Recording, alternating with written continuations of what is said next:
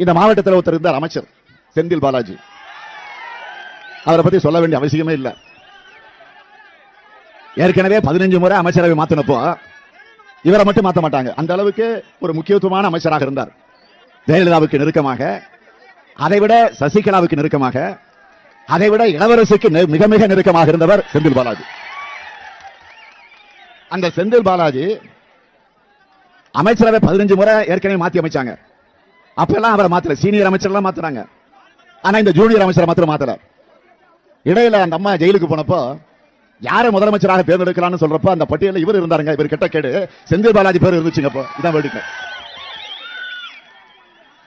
ஆக இன்னைக்கு பாத்தீங்கன்னா அவர் மட்டும் இல்ல, ஒட்டுமொத்தமாக பாலாஜியினுடைய தம்பி இந்த கரூர் மாவட்டத்தை தன்னுடைய கட்டுப்பாட்டில் வச்சிருக்கிறாரு.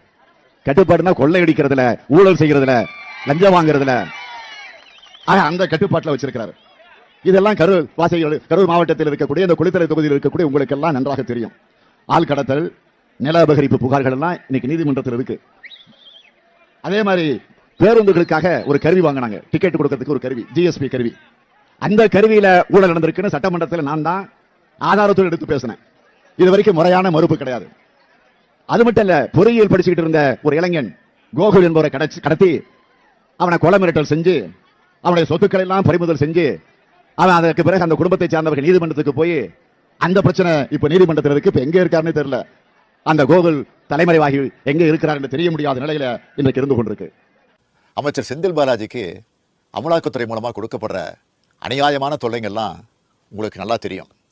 இது அப்பட்டமான அரசியல் பழிவாங்குகிற செயல்னு யாருக்கும் கொஞ்சமும் சந்தேகம் இல்லை.